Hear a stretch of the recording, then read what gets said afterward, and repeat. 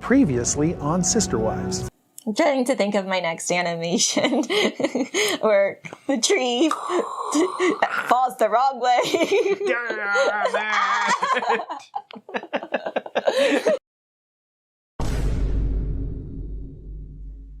There's nothing as manly as imposing your will on a tall, girthy tree. Damn it!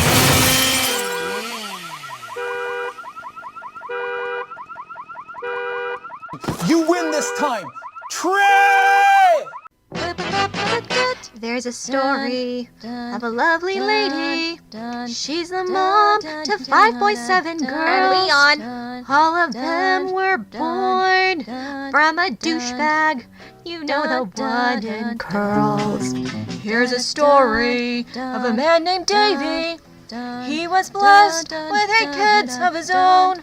They were living in a big house all together, yet they were all alone. Till the one day when the lady met this fella, and they knew that this was much more than a hunch, that this group might somehow form a family. That's the way they became part of Christine's bunch. It's Christine's bunch. It's Christine's bunch. That's the way they became part of Christine's bunch.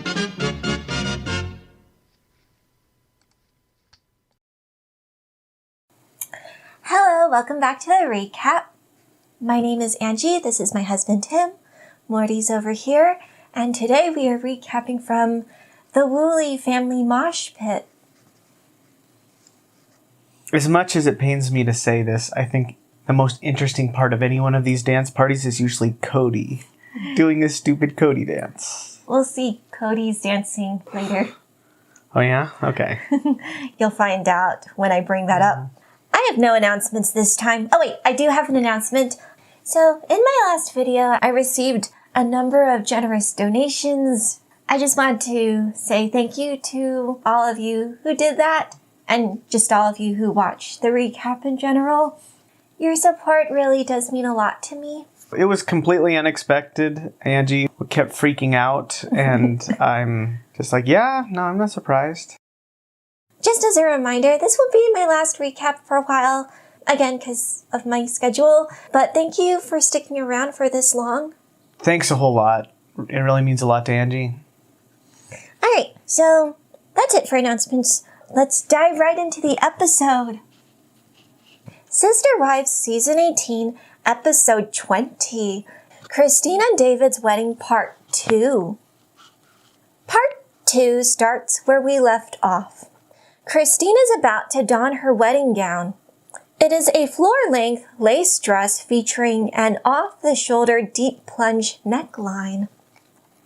Christine most likely chose this style to show off her tattoo. You think? Yeah. Okay. I mean, it was an okay dress. Some of the fandom didn't like how it fit the top of it. There was a lot of space. So maybe something went amiss in the alterations. Or maybe they just didn't do alterations. I don't know.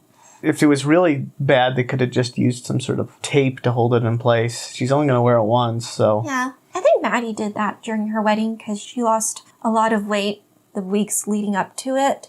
So Janelle just said, just put tape on the edges of the neckline. Yeah, I mean, that's what they do in movies and TV all the time. Yeah? Yeah, I just don't think that Christine would have been bothered. Okay. Right in front of all her daughters and the cameras, McKelty brings up an awkward question.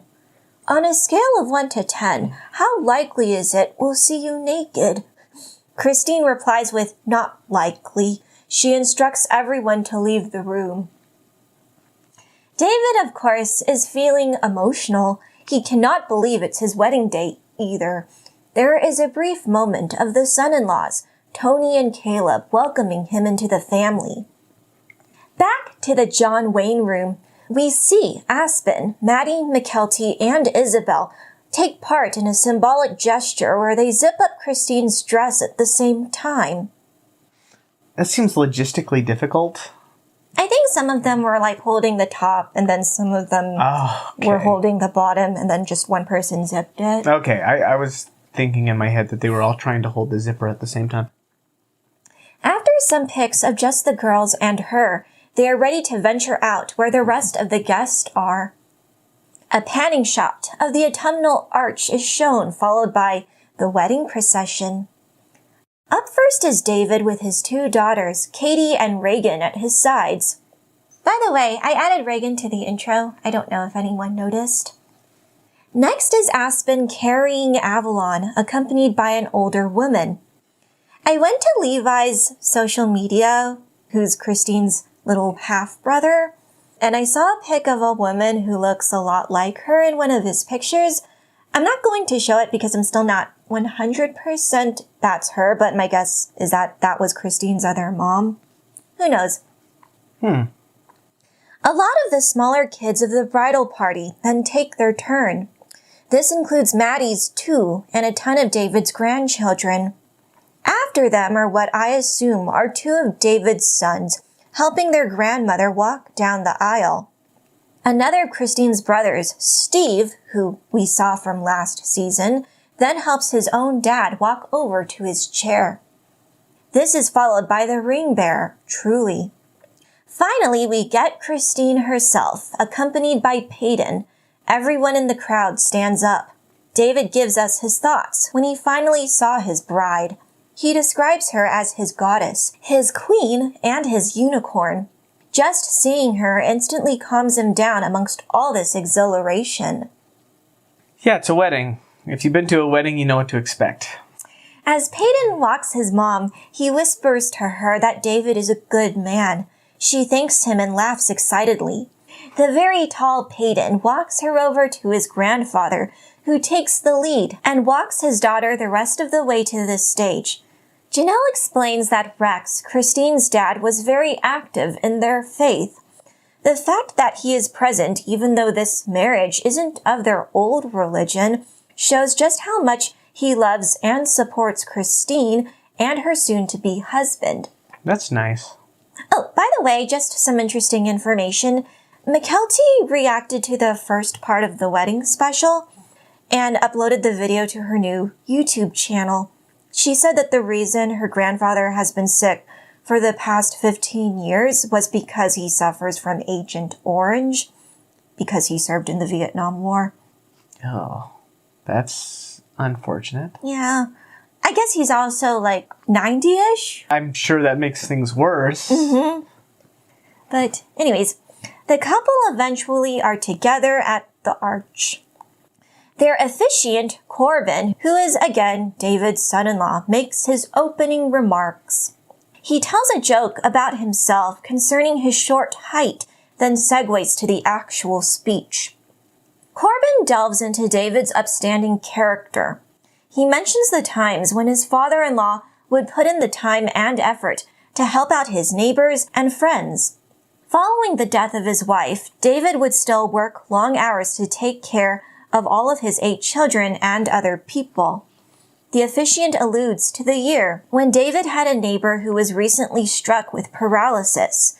The compassionate man would come home from work, skip dinner, and go straight to renovating his neighbor's house to be wheelchair-friendly. Yeah, that's impressive, actually. That's a really stand-up thing to do. I mean, David sounds like a great guy. I don't think anyone has come out of the woodwork to claim that David is anything but a really great guy. Corbin says that David would wake up early and help plow the drive of a single mother, and then people were accusing David of trying to, court this woman? Yeah. Or maybe. He's well within his right to do that. It is only natural that this kind-hearted soul be paired with Christine. Corbin then describes the mother of 13. She never forgets a Father's Day/birthday and will always message you. We hear of Isabel's account of her mother. Christine told her daughter that everyone just needs a little more kindness. This advice made it easier for the teenager to deal with frustrating people. Corbin ends the speech by reminding everyone in the crowd that even after this wedding is over, it is important to take the time to be kind with those around you. Strive for that warmth that David and Christine exude. It is now Truly's turn. She presents the rings to the bride and groom. As she does this, she briefly says to her mom that she deserves the best. She hugs both her parents, then extends her arms out as she sits back down. No problem at all. Christine explains why it was a big deal that Truly hugged David. Her youngest has done this several times before, but to do it so openly in front of everyone is a sign that she has come to love and accept this new person. Good. This comment Christine made reminded me of the time in season 17 during the send-off episode. Cody was like, "Where's your smile, Truly? Why aren't you smiling? Are you going to hug me?" And Truly's like, she looked very awkward around her own dad. She's okay. No, thank you, Daddy. Yes. You sure? Where's your smile? No smiles about it, huh? Sorry. All right. Well. Thank you. Okay, safe travels. We'll see ya. Thanks. Only me, okay? All right, we'll see you, sweetheart. I love you. I love you. Have a good trip, okay? All right? Your phone has video chat, and you and I can video chat. Okay? All right? Love you. We love you. Moving on, the two are pronounced as legal husband and wife. They kiss, and David does a Mia Thermopolis from Princess Diaries. He pops his foot. I thought that was both funny and cute. He's so quirky. Yeah, David isn't overly concerned with how people think of him. Completely different than Cody. Cody. Like, I feel like the difference between David and Cody in this regard is that we forget that Cody used to be all doing happy, making funny jokes all the time. Mm-hmm. I think the difference is that David does these jokes because he thinks they're funny, and Cody would do jokes because he wanted other people to think he was funny. Yeah, he wanted to be the center of attention. What was that thing his classmate said? I think you only married 4 women so you can be the focus all the time. Yeah, I mean, he definitely thinks that he is the focus regardless. The couple make their way down the aisle. Rex is the first to offer the groom a handshake. David takes his hand and expresses his gratitude To his new father-in-law. David continues to gush about how hot his new wife is. This adorable moment is, of course, cut with some footage of Baldylocks continuing to show off his lumberjack skills. Oh yeah, he was in this episode, wasn't he? Mm-hmm. Robyn jokingly tells Cody that a tree is angry at him. Cody agrees. All these trees are mad at me. They wanted to live. Yeah, Cody is just angry, and he's taking it out on some local fauna. No, excuse me, some local flora. Mm-hmm. He would take it out on some local fauna, too. Yeah, but I don't think we'd want to see that on TV. Cody just point blank tells the camera people that they should stop filming him for this special. He goes, "This wedding that's happening is really none of my business at this point." Oh, you're right. Cut. Let's not talk to you anymore. I know, but they're forcing him to say stuff. He gleefully restates that he's only met David once. I thought that was kind of strange he had to say he's only met David once. Mm-hmm. Because in the tell-alls, he would say that he vetted Robyn so hard when she came into the family, yet Truly has allegedly been living with David since April, and it's now October. He's only interacted with this man one time. Why would he want to interact with this man otherwise? To get to know him? See if he's a good person for Truly to be around? I think we're way past the point where we've decided that he does not give a crap about Truly. That is not untrue. Oh, poor girl. Okay. Maybe he vetted Robyn for so long because he didn't want to marry a terrible woman like his other wives. Yeah, I think he was like, I need to make sure this woman is not like these other women. Jack. Yes, he's a jack. Anyways, he continues, Christine doesn't need my permission or anything. The only thing that would concern me is how my children are treated within that relationship. He carries on saying all of his kids are old enough to be fine with the situation. I thought thought that was also a confusing line for him because he's concerned how his children are treated, yet isn't he the one that treats his children the worst of all? Yes, that's Or right. he lets Robyn treat them badly too. Well, he says, I'm just worried about how they're going to be treated in that relationship. He's not worried about how they're going to be treated in his own relationship with them. And then he goes further and says, well, it doesn't matter anyway. They're adults. So that means it doesn't matter how they're treated because he knows that he treats his children poorly. So It doesn't matter if you treat your child poorly if they're an adult. That's what he's trying to imply. I mean, yes. Okay. He says his piece that he just wants the best for Christine. Due to the cameras still rolling, Cody takes this as his cue to continue rambling. He starts to complain about his ex, saying they've been married for 25 years, so he is still obsessed over her. Robyn, the Cody whisperer, knows where this is going. Without a second thought, she takes off her gloves and forces Cody to kiss her, effectively shutting him up. She tries to wave the cameras away. Robyn is trying to come off as being lovey-dovey and spontaneous and fun, but she's really just coming off as controlling and creepy, and it's awkward for everyone. I don't even know why the producers even wanted them in this episode. The only person I can think of that's less appropriate to be in this episode is Mary. Her segments in this episode, I will admit, are supportive, but again, why is Mary here? I do hope she thrives after Cody. We'll get into it. Robyn is shown in her talking head saying that these current events have really made her do a double take if plural marriage can really work. Wow, you are late to the party, girl. Maybe she has some sort of learning disability or something, because I think we've all learned that 17 and a half seasons ago. Yeah, that plural marriage doesn't work, at least when Robyn is in it. Then again, Cody melted his ring. I don't know if that was before or after Robyn, probably around the same time he met Robyn, but things are already struggling even before Robyn, so polygamy doesn't work. And Cody is a dramatic asshole. So dramatic, melting something down. A lot of theater kid energy in that. Back to Moab, Utah. It is now time for a photography sesh.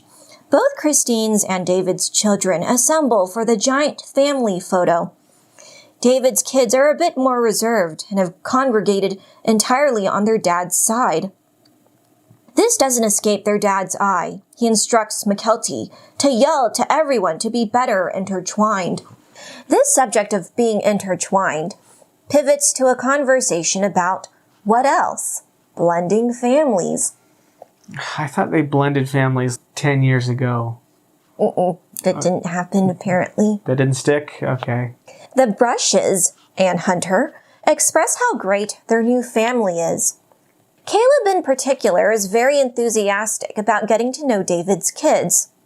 Since we are watching a TV show that is still technically about polygamy, we are unable to avoid the Brown children being asked what their views are on that lifestyle, now that their mom is happily married as a monogamist.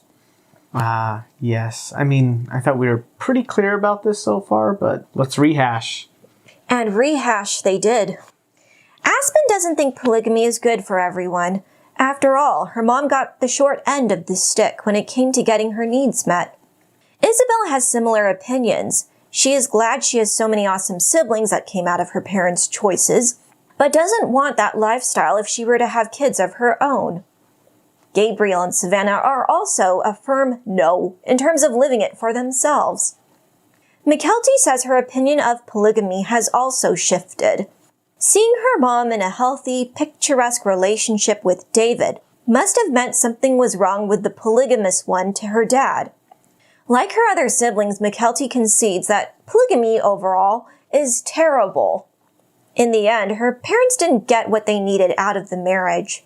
She says, polygamy isn't what anybody deserves. McKelty was okay in this episode. Yeah, as far as McKelty goes.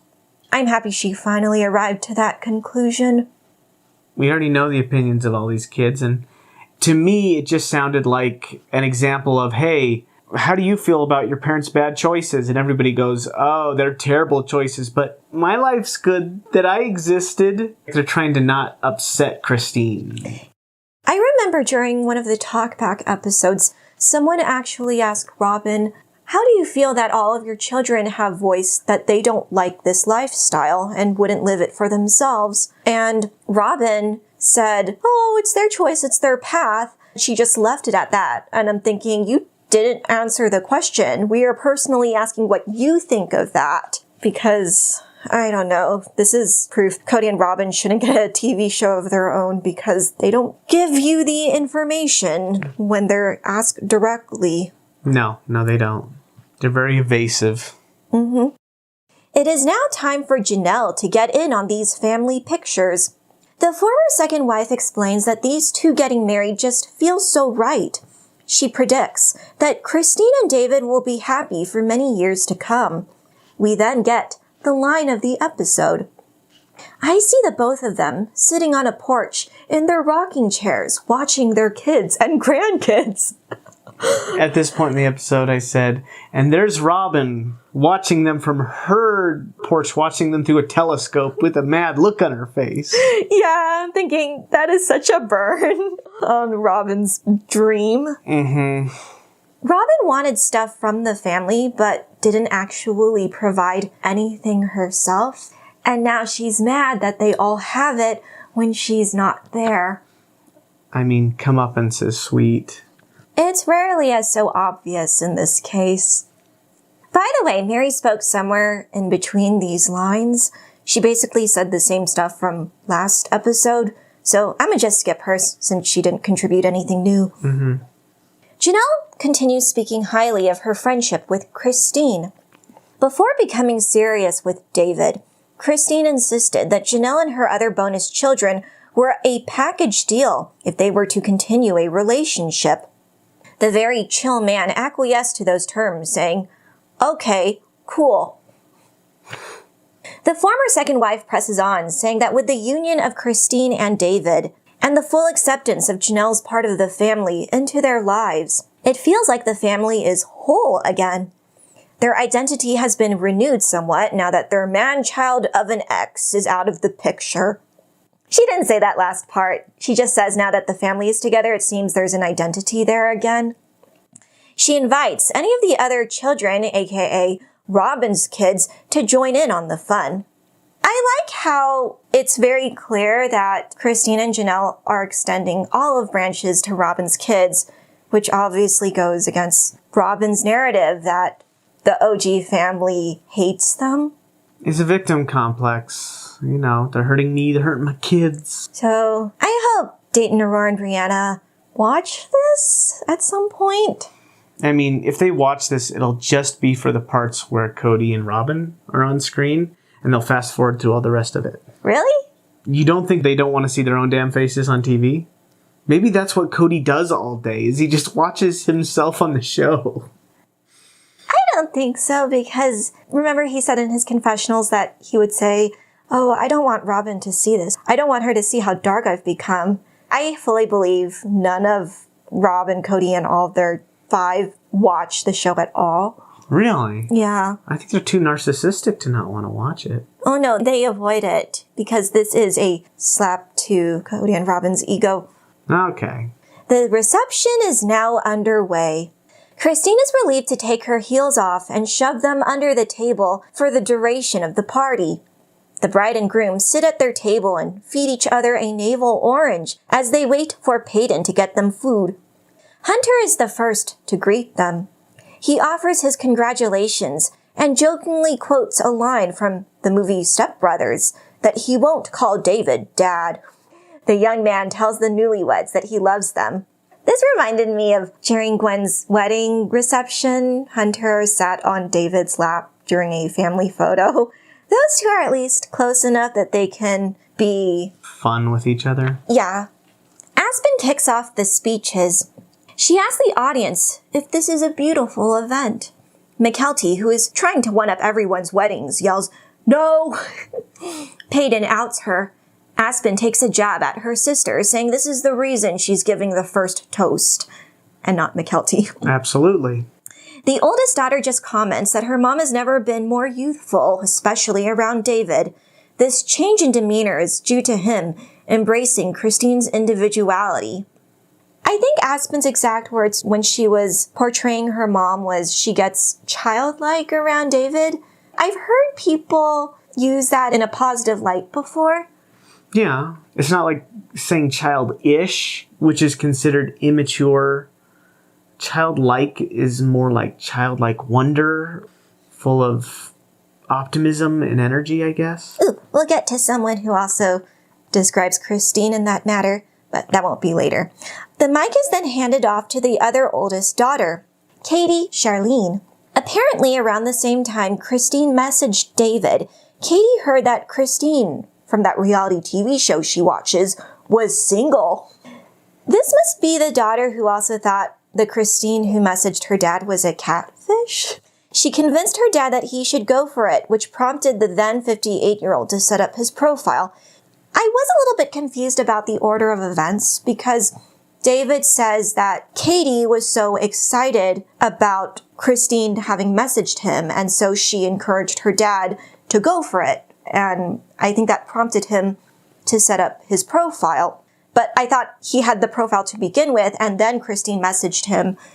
I'm not sure of the timeline of when these events occurred. They might have just serendipitously happened all at the same time. So maybe they'll explain that in season 19. I was under the impression that he already had a profile up and that his daughter was excited about Christine being single.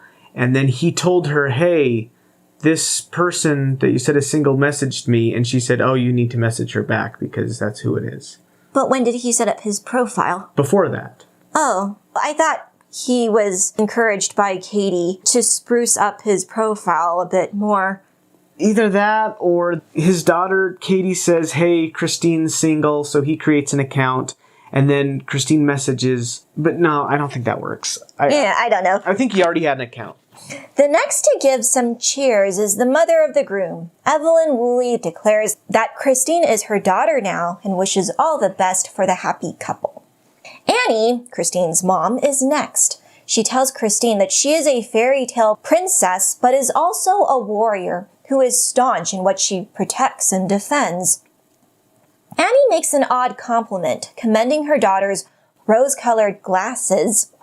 The bride's mother frames it in a way where Christine sees what she wants to see and creates her own world from that, whether it be adventure, fun, kindness, or caring. Because of this mindset, Christine is able to foster joy wherever she goes. When I first heard of Annie's toast, I thought it also strange she would use the term rose-colored glasses. Because, again, with the childlike thing, it's also kind of used to imply someone is naive or willfully ignorant. But in this case, obviously, that's not what Annie is implying.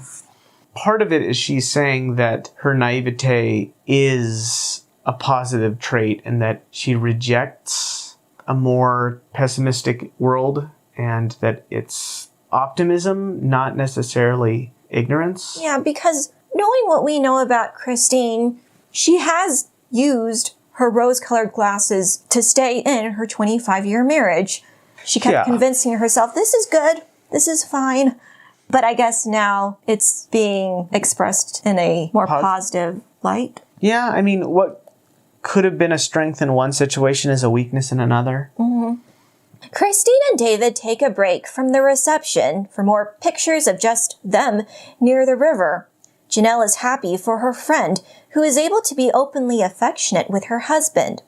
Christine is most likely going above and beyond with her PDA because she was married so long to Cody, who found her unattractive, gross, and exhausting. Guess what, Cody? It goes both ways. Janelle says, and I thought, what a shitty asshole kind of thing to say to somebody. Especially when you've been married for 30 years and had 6 children with them. It wasn't true. It wasn't cool. The bestie conveys that David is sort of like a soothing balm who came in and fixed that wound. I'm surprised that anyone could be so mentally coherent after spending 5 minutes with Cody, let alone 24 years. Cody's certainly taken a toll on these women. In the same way, Mary comments that Christine deserves nothing but happiness. After all three of them were subjected to Cody's nonstop derision over the past couple years. I thought that was really sweet of her to be, again, supportive of Christine. Mary is coming into her own. I even heard she adopted a dog. Interesting. That way she doesn't have to wait around for a puppy by babysitting Leon's dogs. Okay. For once, Cody's talking head isn't off-putting. He states that Christine has been doing a lot of work to manifest the soulmate that was right for her. He says, I think she did something magical that drew that to her. I think Christine and David may be that match made in heaven. I hope they have a wonderful day. I'm glad Cody is coming off as magnanimous in his segments. I don't know when his talking heads for this special were filmed.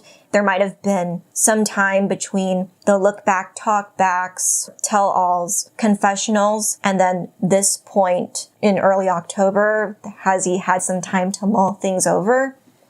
It's nice to see that he's mellowed out a little bit, but I'm not completely convinced. Yeah? How come? It might just be a camera thing. I don't know. Oh, you think he got some PR? I don't know, maybe. The MC announces that it is now time to dance. David and Christine do their first couples waltz. The groom compliments his wife's moves, saying she is great. Christine admits that the both of them did sign up for a few dance lessons just so they'd be more at ease during the real thing. If Sister Wives gets canceled, I really hope Christine is chosen to be on Dancing with the Stars. Really? Yeah, because... Dancing with the Stars is kind of for D-list celebrities. So she kind of fits that tier. Yeah, she is definitely a D-list celebrity. And you know full well Cody's gonna be jealous. Oh my gosh, you know he would. It's like, why didn't they come to me? I could dance. We've seen you dance. We'll talk about Cody and his still? Okay. dance lessons. We'll get to that. The first dance finishes off without a hitch. Next off is the groom and mom first dance. Evelyn whispers to her son that she wishes his father was here. David promises her that he is.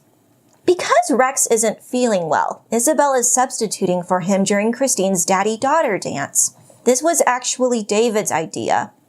It only seemed natural considering Christine's girls were with her through everything. The song comes to a close, and Aspen, McKelty, and Truly run up to hug the both of them. This soon expands into a group dance with all the women. Christine rallies all the bonus daughters, groom's daughters, daughters-in-law, and granddaughters to take to the party pit. Hunter gleefully proclaims how contagious Christine's happy personality is. He reveals that his bonus mom has got a positive feedback loop where she is able to induce intense excitement to those around her. Gabe is of the same mind. He tells us he has never seen Christine this happy before. He makes it a point that he isn't trying to insult his father.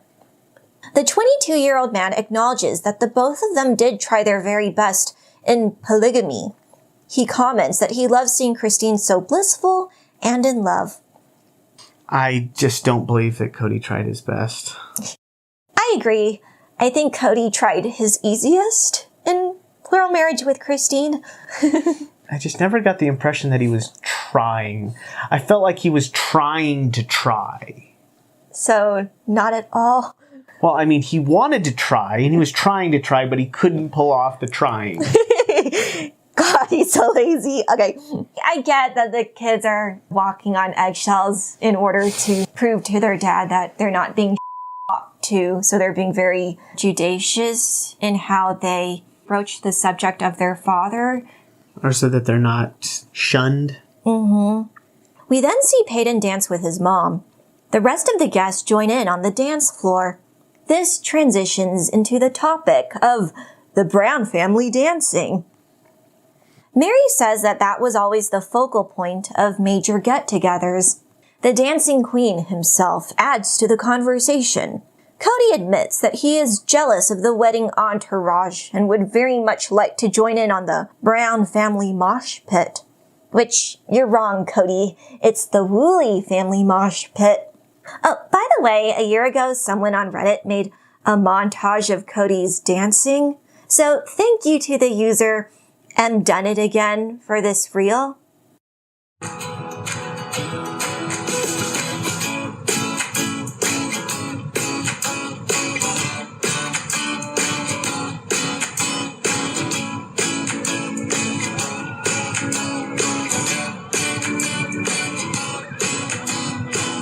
I'm not gently swaying, you know. Those feet are coming off the ground. They're hitting people in the head. So, guy can sure cut a rug, not in a straight line, just jaggedly.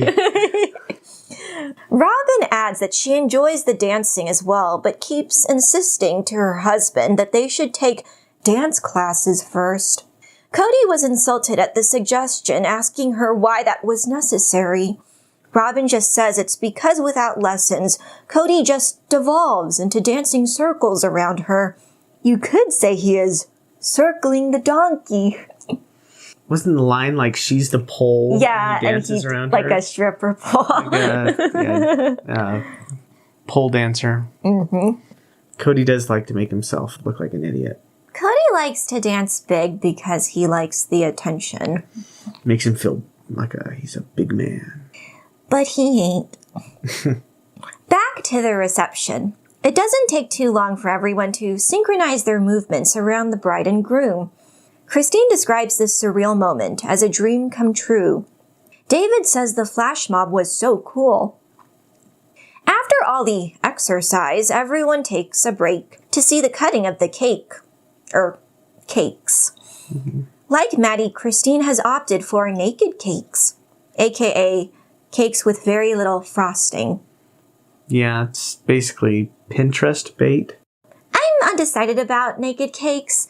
It depends. I like buttercream frosting myself. I personally don't like eating fondant or regular frosting. Fair enough. After taking a bite out of the second cake, Christine proceeds to full-on make out with David. McKelty is displeased with this and loudly tells her mom to save some of that for the wedding night. Christine licks some of the icing off her fingers and assures her daughter that she will. Christine McKelty were cut from the same cloth. Yeah. It is now time for the bouquet toss. All the single ladies tread in a circle around the bride. One of David's sisters, Tammy, ends up being the one who catches it.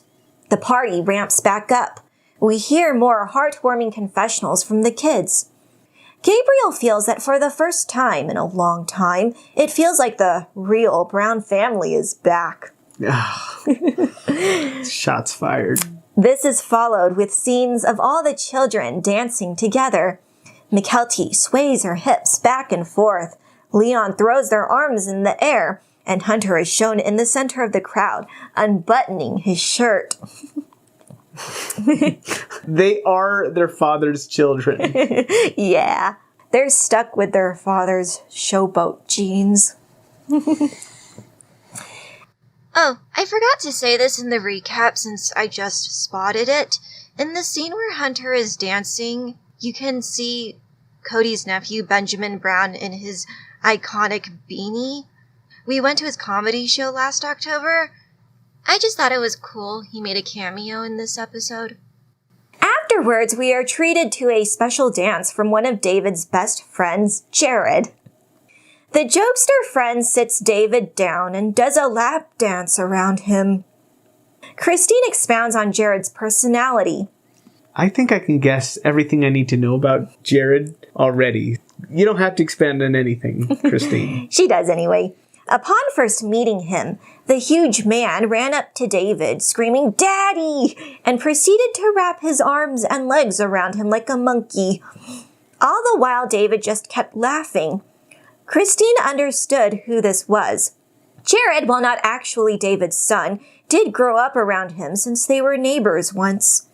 The 59-year-old describes his friend as someone who likes to enjoy life and let loose.